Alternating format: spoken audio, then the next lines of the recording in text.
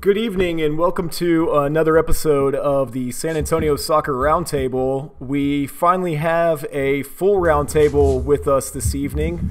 Got the whole gang back, so welcome Harry. I know you missed last week. And we're going to jump into the San Antonio FC news. A lot of stuff going on right now with San Antonio FC that we just kind of wanted to dedicate the majority of the episode to. But first, wanted to start off, of course, with a little bit of a UPSL.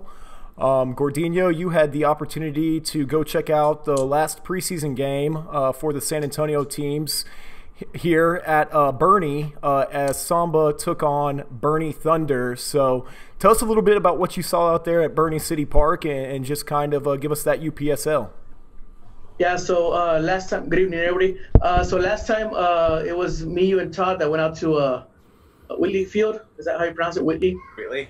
And it was Samba UTSA, right? Or Runners SA. And so I decided to go out there.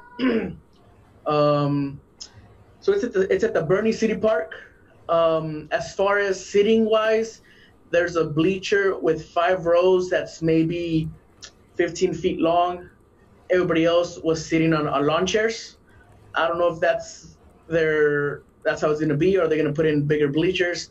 I'm not sure, but I'd say there was about 150 people out there, 150 people out there maybe. About.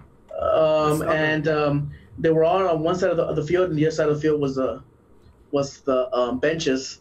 So it was free admission. I'm not sure how they're going to figure that out. Are they going to be free admission? I'm not sure. I mean, it's an open park, so they probably have to corner it off or something. Right. With security guards if they were going to charge any entrance fee. But it's a nice place. Bernie's beautiful. It's in hill country area. So, the team started off. I'd say Bernie, for the majority of the first half, I want to say about 30 minutes of the first half, they had a better possession over Samba, and they looked more as, I'm not sure where they got their players. If they got it from their they have an academy out there, like the Thunder. Or they've been scouting players. I'm not sure, but they look more gelling than Samba actually, as far as the offensive side. The defensive side on both teams was very. They looked nervous. The guys out there looked nervous. They looked out synced. It was. You could definitely tell it was a preseason. They haven't had much time to play together. But being up close to that and right off us, maybe we were 2-3 feet away from the sideline. It's interesting because you could hear the discussions that the players are having between themselves. Cover that guy. Watch your back on that guy. The goalies, yelling at their defensive players, trying to get them lined up. So it went 2-1 into halftime with Bernie leading, and the second half was all Bernie. Samba made a complete, almost a whole different team on the second half. I know they're doing tryouts. They're going to narrow their players down from 40-something players down to 23, 24, 25. So it was a complete switch, complete different team, and that team did look out of sorts there. Bernie scored another 3 goals on them. There was a couple of defensive mistakes on those goals. But it's preseason, and I guess some of these players probably not going to make it. But overall, man, it was the crowd was mostly family friendly. There was a lot of the Bernie Thunder kids that participated in their academy. Mm-hmm. They were out there cheering them on they had their jerseys on, and the parents out there. So it's a very family friendly affair out there. Well, family friendly is the name of the game for this episode. This is our family friendly San Antonio Soccer Roundtable. And we were kind of talking about that before we started recording. Obviously for Samba and for Bernie Thunder, this was one of their last preseason games before the UPSL fall season starts.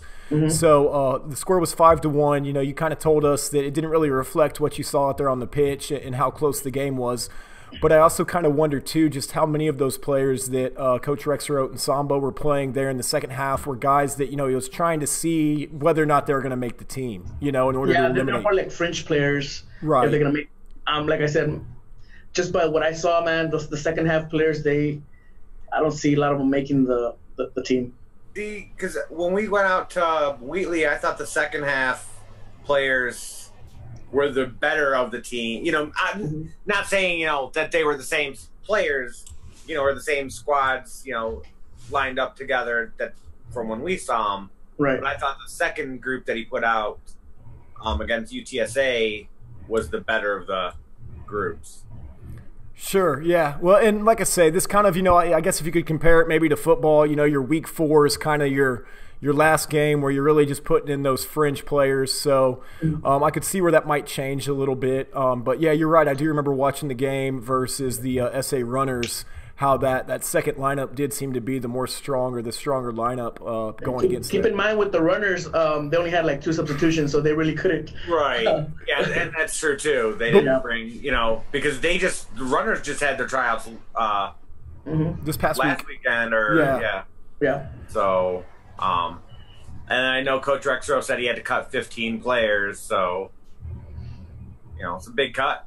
Yeah, well, and some more exciting news for the Runners before we forget. It looks like they are going to be the only UPSL team representing San Antonio in the Open Cup. So that's pretty exciting. Get to see what they do for their Open Cup run, and that'll be fun to follow. It starts here shortly, right? That the early stages of the Open Cup? September, end of this month, I believe. I think I saw a tweet that the draw is happening very shortly. I forget exactly what it was, but I saw a tweet this afternoon from the Open Cup that the first and second rounds are, that draw is going to happen soon. And it's they're like 5 Texas teams only or something like that? 4? 7 Texas teams. 7, okay.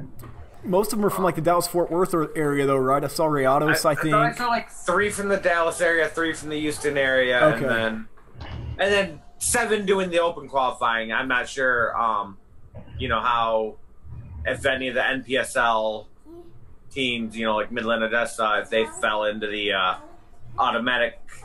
Well, Laredo should have, right? Because they won their conference. I know Laredo should. Yeah, they should be in the first round automatically.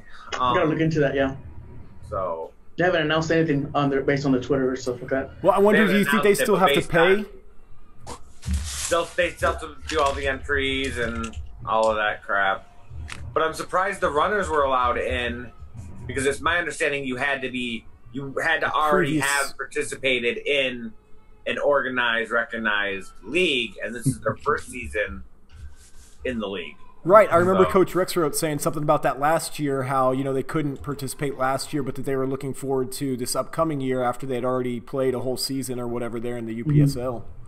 But I'm just wondering how many more teams, if they hadn't upped that entry, that $1,000 bond, because I've seen a lot of clubs, saying that they pulled out.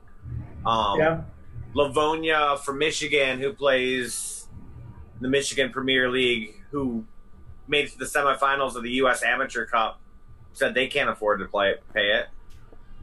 So you have a good squad. You have good squads that have winning records and can't participate in, 100-year-old tournament.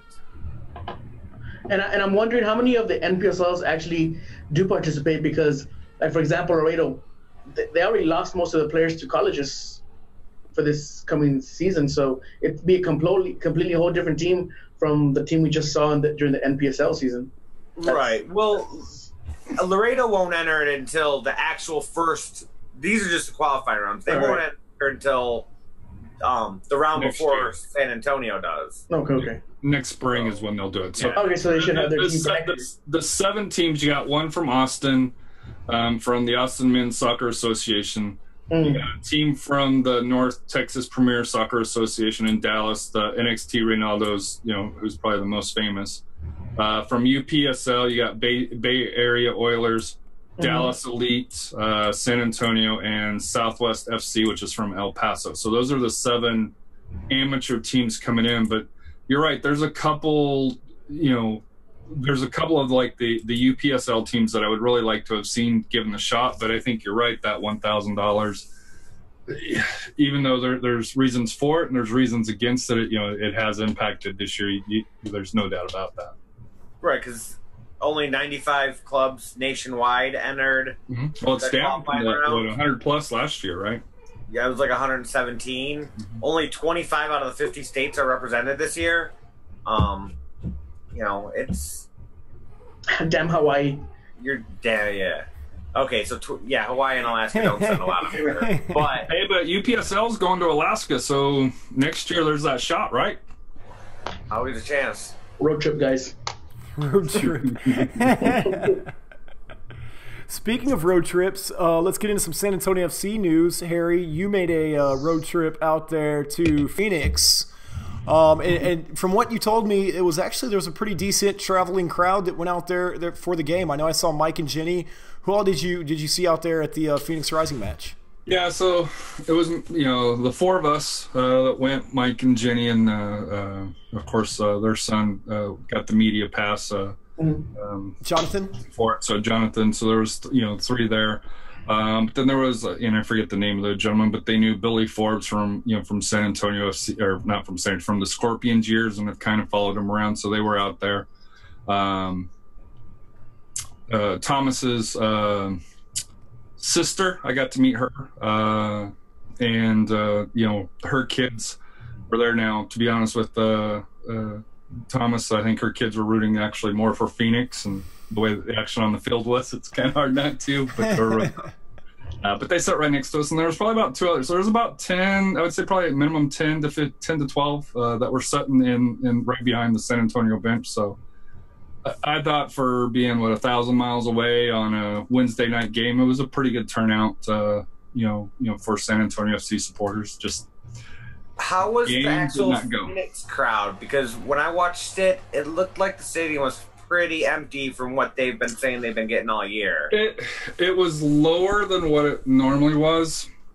Wednesday night, but they're also in school already, so that's something that you have to take in. Now the supporters section, that was filled out. I do know that they offer, it was dollar beer night, which they're undefeated on, and with the college Arizona State coming back, I think that's the one in Tempe, Arizona State. So they're allowing, if you had a college ID, you were able to get in free with the dollar beer night. So the supporter section was filled out. It filled out pretty good. It's 7,000 capacity. Something like that. At the start of the game, I was like, "Ooh, it looks a little thin." But with it being a Wednesday night, school night, it ended up being a pretty good crowd. After all. Well, and to Sam Dorr's credit, we've always kind of all season long, it seems like they're doing a lot of different things to try and get fans involved and engaged and stuff like that. And you did have pretty good seats there. I mean, everybody knows the result of that game, and we'll get into a little bit of what happened after the match in a little while. But I'm kind of curious to hear from you with where you were sitting and stuff like that right there behind the bench. Were you able to hear like any direction from Coach Powell, or were you able to get an impression from like Coach Powell and just kind of, it's a little bit different seating than where we normally sit at home there at Toyota Field? Yeah, so you didn't really – to me, Coach Powell's not a yeller. So he would have the conversations. The biggest takeaway that I got from it was – Ryan, even though he was a bench player, sat second on with the coaches, so he didn't sit with the reserves. And I know Ryan's kind of leading towards that path. So, like I said here, but to me it was kind of a little bit shocking how involved that Ryan was already with the coaching staff, with that and talking with the, players that were going in and just, the interactions on the, on the field and semi making adjustments. And that's something that we'll of course talk a little bit later is Coach Powell's adjustments and how quickly they should be made or not, or how quickly he's not making them. But to me, from there I set 2 rows up from the field level, and like I said, it's an elevated seat, so you're not probably as close as you are in Toyota Field, but you didn't hear him screaming or anything like that, and after the first half, there really wasn't much to, result was already, there. So. Well, and we kind of talked about that before the match. Obviously the first 20 minutes, for the first 10 minutes of the game, I was pretty worried. But then it seems like we had kind of started to build momentum and stuff like that on offense a little bit as far as getting chances. Couldn't really convert very well. Obviously, Sonny had a couple that he did what Sonny, I feel like, always does. But Jose, I know let's go back to you a little bit. What were your thoughts kind of early on in that match versus Phoenix, thinking back to last Wednesday? I mean, Phoenix had been coming in, kind of like salt and pepper recently. They had wins and losses here and there. Of course, there's that element of the X team or the X with Billy Forbes and Devin. But, to be honest, I expected a loss just the way we'd have been coming. Also, we were on a downward spiral. I expected a loss. I was hoping for a win, a tie, to keep in pace with everybody else, man. But like you said, they had a promising cup first. I'd say the first half, the first 20 minutes or so, and then it just like, I don't know if it was the concentration again or just was it Phoenix taking over? I'm not sure. Maybe it was a mix of both things, and it just fell to pieces. It just snowballed. It's Well, the first goal came in, and like you said, it snowballed. It's the first goal. There was no fight. There was no, okay, you know what, we gotta come back and like there has been in several other games, but not that night. I don't know. It's like a disconnect. It's a disconnect, man. Overall disconnect. Well, I think what struck me, and you had the two misses that San Antonio had that if they get one, I think it's a completely different game. And in fact, I think they might walk away with a win. But they missed those two chances early, and Phoenix gets the goal, and it was a good goal. I'm not gonna say anything there. And then you had the Diego, the Diego turnover. That's what it was. Goal. And what kind of struck me on that is there's only two players that went to Diego to say, hey, it's okay, keep going or whatever. Yeah, still got your back. And they had a water break almost immediately after that. And the team came over, and you could tell Diego was upset. And Diego knew what he did. It was a mistake. And I know that'll be a subject later on, but it just and then from there you could just tell the heads were down, and it's as you mentioned, I don't want to say there wasn't any fight, but what I think it was the 58th minute they actually went up a player, but you couldn't tell it, at least like in the stands, it looked like it was 11-on-11 even though they had a man. Yeah. I thought Phoenix dominated after they lost that player. Oh, they did. It's so much freaking better. It was, yeah. But it's just to me, and I was talking with Mike Check here, is just get one. Just put one on the board, and I'm not saying there wasn't any attempts, but the adjustments, in my opinion, came later. Later, just. If you're already down 3-0 at half, why not start the second half? Or especially, when you go up a man, at that point at the 60th minute, go to the 3 back instead of waiting till 10 minutes left in the game to do it. It just didn't make any sense. Yeah, I know we're late in the season, and games are getting confused. But if I remember right, the first sub was more of a defensive sub.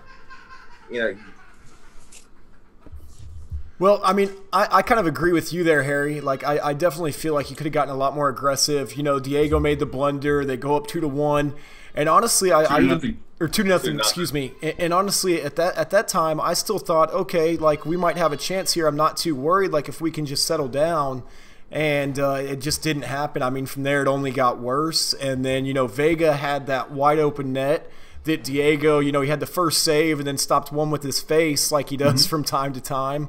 And then Vega was able to capitalize on a beautiful volley that I believe is up for goal of the week right now. We kind of have in-house rivalry going on with Harry about whether or not we're going to vote for that goal.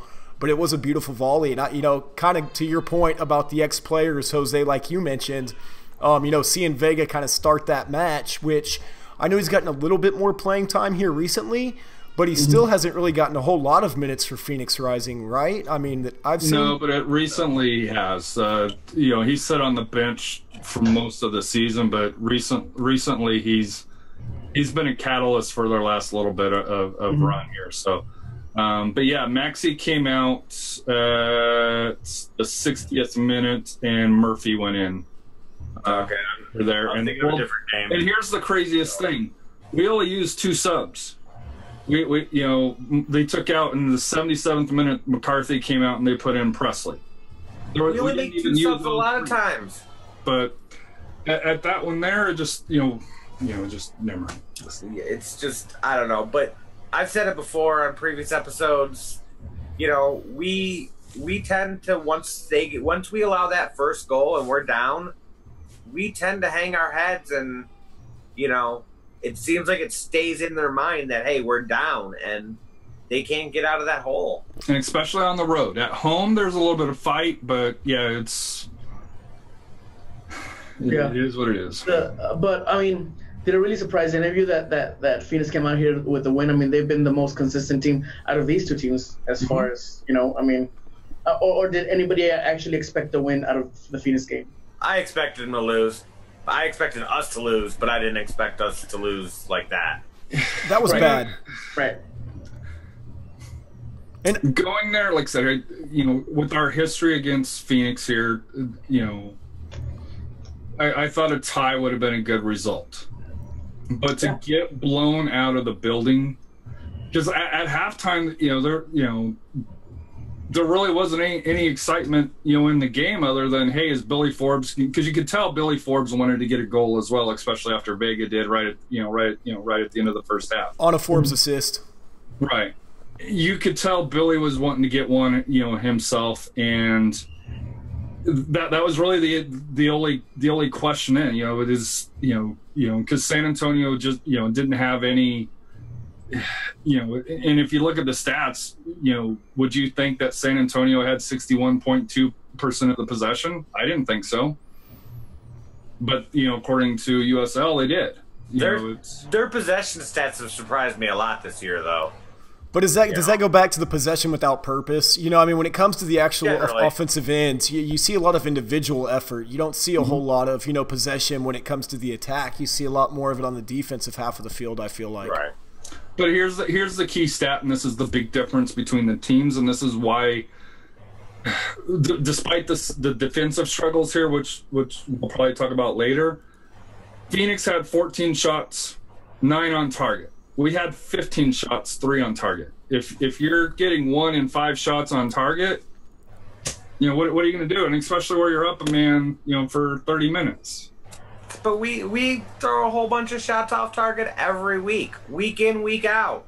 210 bunker sees more action than fucking the opposing goalkeeper.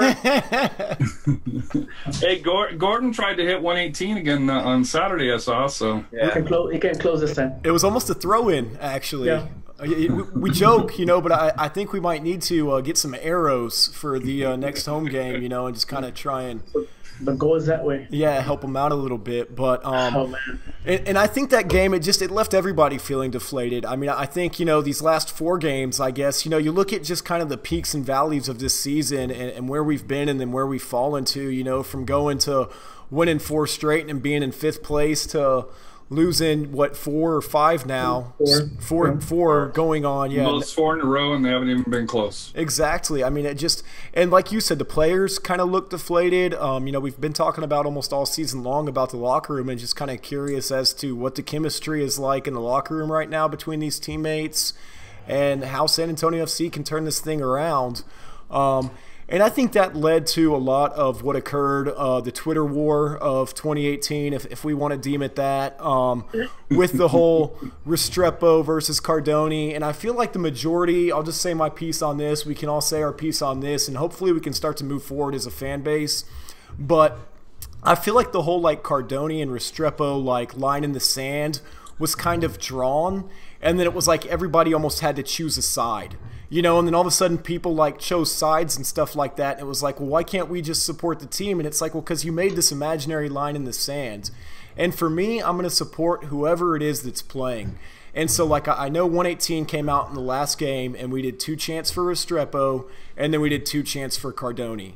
The Cardoni chant hasn't been used a whole lot this season because, honestly...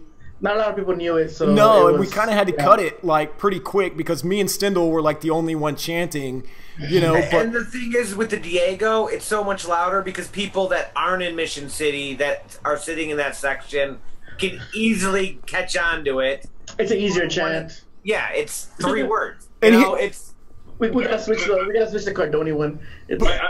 But here's where I'm going with all this, and this I just want to say this is the reason Mission City did that, and the reason why the roundtable came out with the image that we came out with, and I talked to Jose about that, was just that, like, I feel like Diego got attacked, and I'm going to back up whoever is getting attacked. It's nothing against Cardoni. It's not that Cardoni's not a good goalie, and we've even had discussions on this podcast about, you know, would he be the starting keeper this year had the injury not occurred last year, and how San Antonio FC needs 2 quality keepers with Ford going down and Cardoni getting his start that way.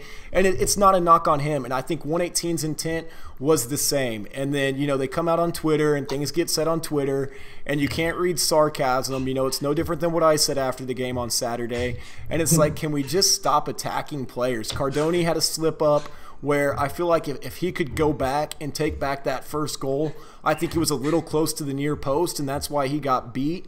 I think if he could go back, he'd put that on himself. But, you know, when you look at the teammates that are there on the field, I don't think Cardoni wanted Restrepo to make that mistake in order to kind of, for all of this stuff to happen and for him to get his playing time. You know, teammates don't wish injuries on other teammates. They don't wish mistakes on other teammates to get their minutes in the game. And I don't just think the mistake is why Cardoni got the next start. It was Twitter. The reaction is why Cardoni got the next start. And that was just kind of the next piece that I wanted to make. You think?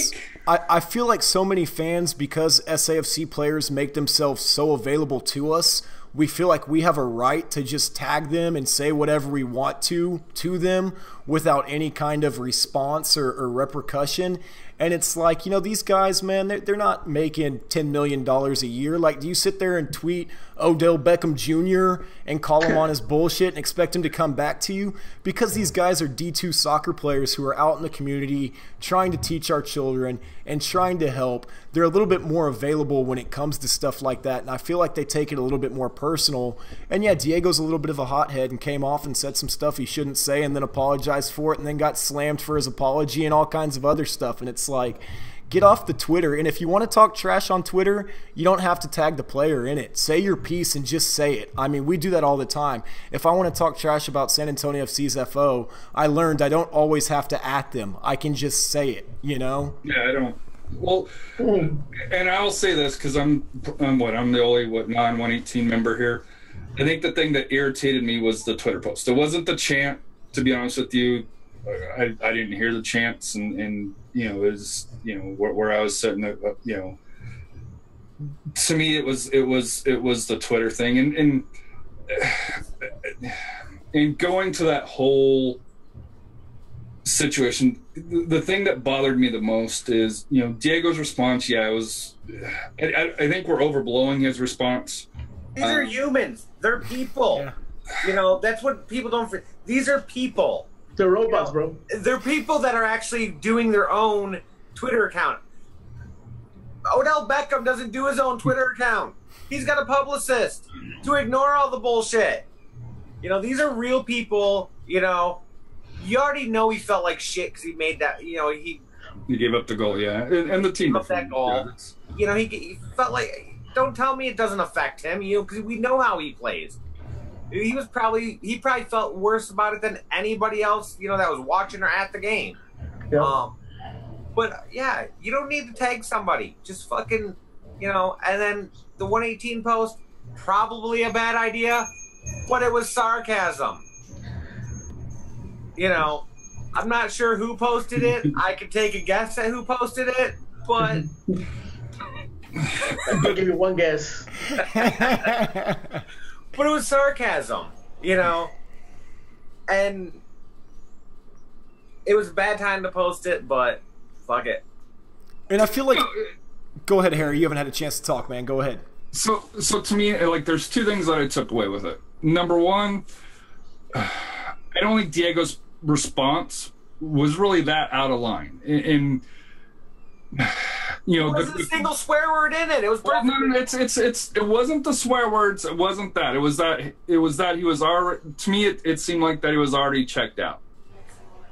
But the thing you also have to remember about Diego, he was 1 week away from being on the couch before he ever came to San Antonio FC. I honestly think that if he hadn't had the year that he had last year, he most likely isn't back this year. You know, I think when Coach Powell brought him in, it was, hey, you know, we need a solid, you know, backup that can be here. You know, can he step in and help us for a year? And Diego stepped up, and then he had his great run.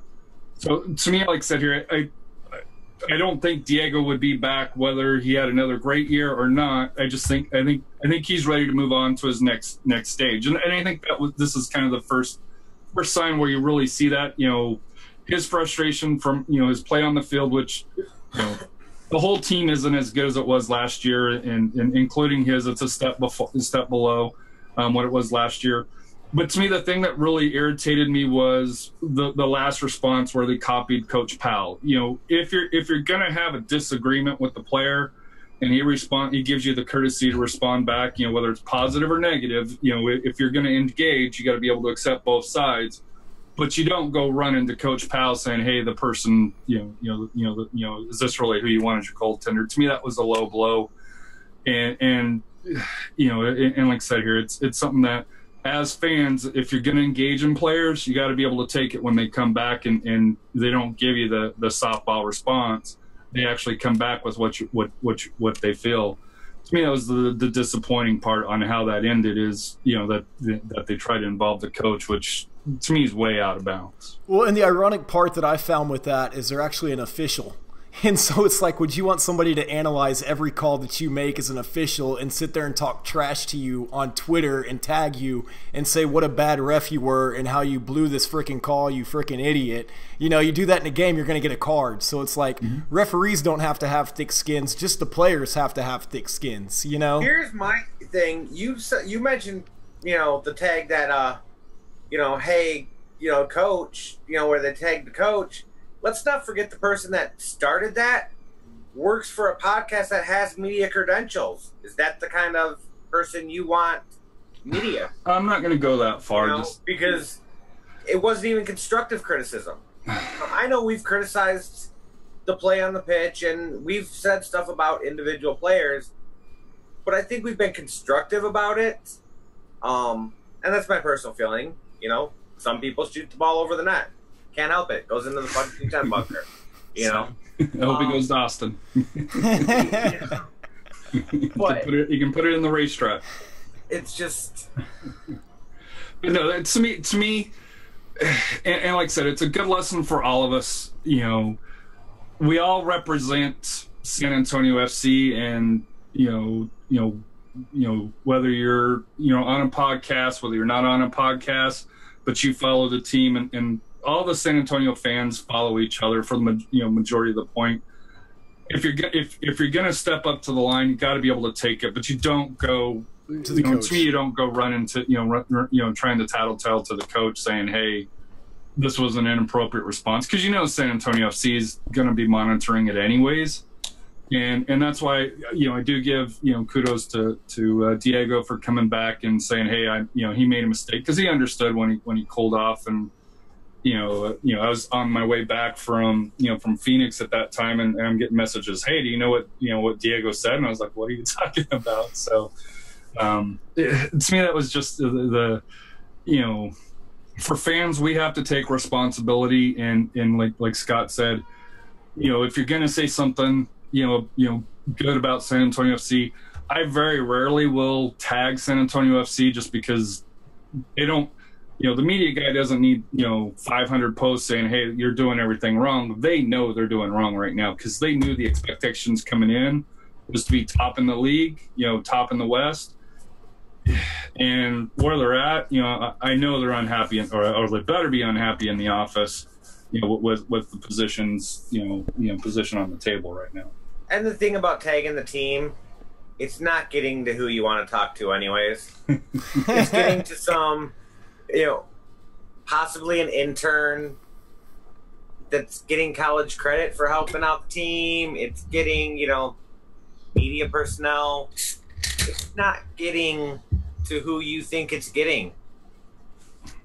But let's hopefully we can all kind of just move forward from that. But I did want to just kind of say my 2 cents. I do have one question on here, though. Going forward, who is your goaltender the rest of the year? Diego. Really? Yep. I disagree with that. And the reason why is I think regardless of what happened on Twitter, I don't think he's coming back next year.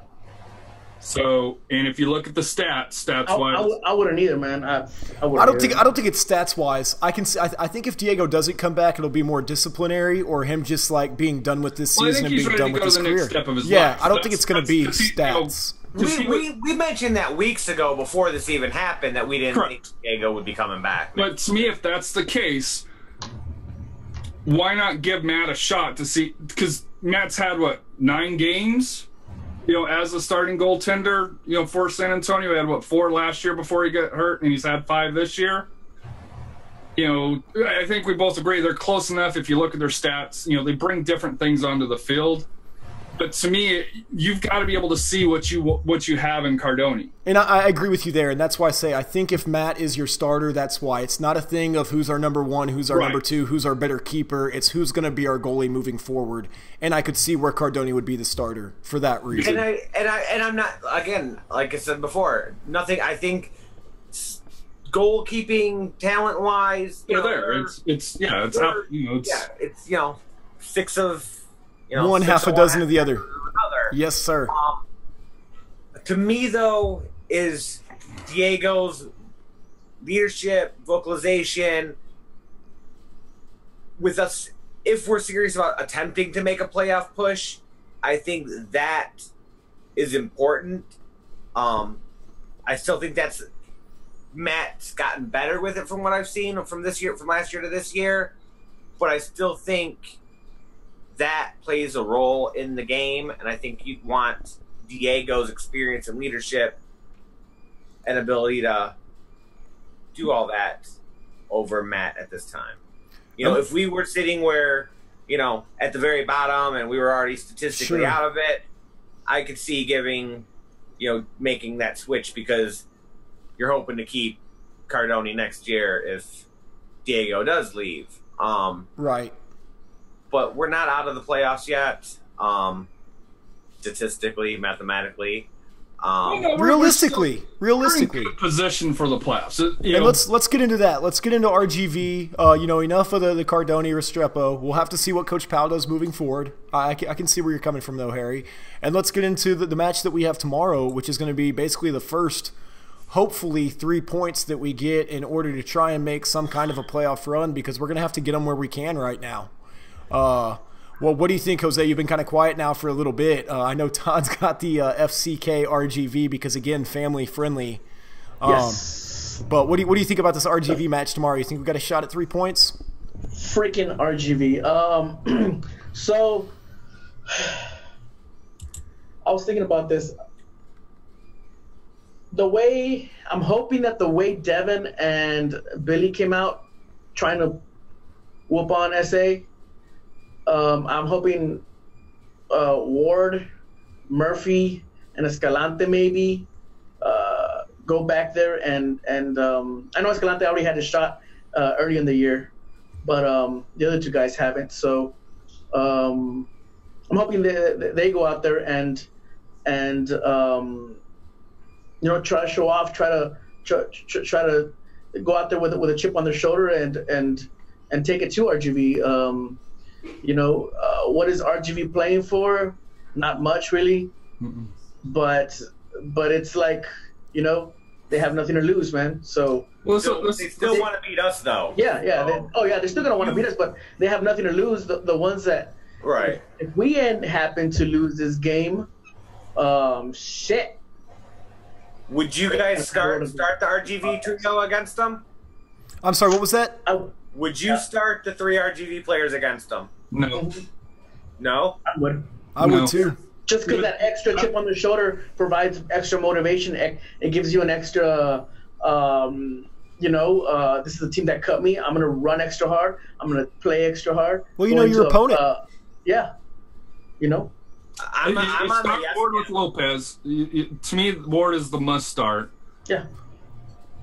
Lopez? On the wings, to me, I prefer Presley right now over Escalante, which was a flip from the start of the season. I just think Presley brings a little bit more to the team right now. And it's not saying that Escalante's doing anything bad, just he hasn't brought anything this year. It seems like when he's in, they go, everything seems to flow through Gordon. So I think to me, I'd rather have Presley right, there. And then up top, Murphy or Guzman. Yeah, I think Guzman is the better player, for going between them. I think Murphy's a good sub later on, whether it's kind of more as in that midfield, center mid, kind of coming on. But to me, I could see starting Escalante over Presley, but to me, I still think Guzman is the better option, up front. See, I'd start all three just for that chip on your shoulder. Yeah, why not? And it's a good run, and I like you said. To me, the playoffs still aren't not a possibility. We're not down to mathematical equations yet. We got the Real Monarchs for Labor Day, which we've had some success against in the past. Phoenix Rising at home is going to be a tough one, but you do have teams like Tulsa, the Sounders 2 again, which hopefully we can get a better result. Las Vegas Lights again. And then another match against Rio Grande Valley. So, there are still some games on this. Yeah, we got Swope. Yeah, we got Phoenix Rising. We've got some tough teams still left in the schedule. But there's some winnable matches if we can do what we should be able to do. But you got to get to it. Because the last three games, I think, are all winnable. So I think you can get those 9 points between Seattle, Vegas, and RGV at home. Yeah. But how many points were we talking that we thought everybody could get on that Pacific road North trip? At least 6, yeah. But I feel you. They play different on the road than at home. You look at if you look at the breakdown, they do not play well at home or on the road. I don't understand it. Last year they were very good. This year they're not. But to me, you would expect Tulsa would be a win. And I know we said that when they played here and we tied them. Mm-hmm. But, to me, if you could try to get, let's say between RGV, Real Monarchs, and Phoenix, if you could try to get 4 points between those, 4 or 5 points between them, and then if you can get that win against, against Tulsa, then you got that Wednesday, Saturday against Swope and St. Louis. To me, St. Louis is on a roll. That's a team that I don't want to face. Swope, I know we just faced them, but they were a beefed up Swope because they had Belmar. They had their horses down, so that's going to be tough. But if they can be in position for that last spot for the 3 final home games, I think they can definitely make it. The issue is they got 4 out of the next 5 on the road, or pardon me, 5 out of the next 6 on the road. And they got to get some points. Yeah, Vegas and OKC are our only 2 road wins so far this season. So, it is. OKC is looking. OKC is another team that's caught fire. So that win looks a little bit better, than what it did at the time. Well, let's get into our final thoughts, guys. We talked about a lot of San Antonio FC news tonight. Wanted to get it all out there, but let's get into our final thoughts. They've got another game. Obviously right now we're taking it one game at a time, so we'll be back pretty soon here doing another one of these, and we can dive into how we feel about the season and just kind of these last few matches. But Jose, let's start with you, man. What are your final thoughts before the game tomorrow? I'm hoping that we stick it to the Toros and to the 5 guys in the Stampede out there. Hopefully this puts us back on the right track, and to get another little streak going and get us back into playoff position. If I could, I'd wish the Toros to get relegated, but I can't. Might happen. Because we're in America.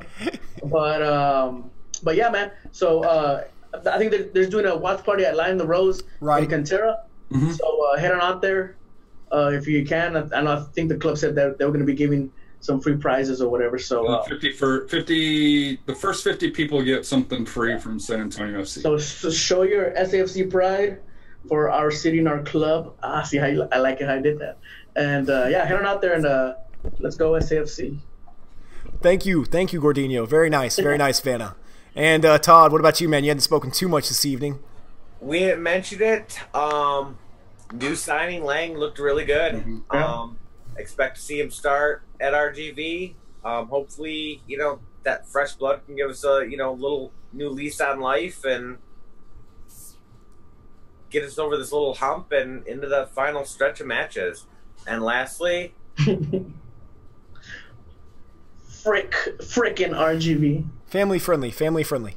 Yes. And it's listening to you. Deutsch letters. Deutsch. Go ahead, Harry. What are your final thoughts, man? So, like everybody else, one thing I wish for USL, when you have these local rivalries, don't schedule them on a Wednesday. This is going to be the first match that I miss, going down to the valley and through here. I do expect San Antonio to come back from Houston too. Beating them, beating the MLS2 team of Houston. So I do expect the win. And the other thing I know, Scott kind of touched on it. And I know Devin Vega scored against, San Antonio FC, but he is a local San Antonio kid. So it'd be awesome if we can, if you want to help try to vote for his goal, because it was a pretty good goal despite who it was against.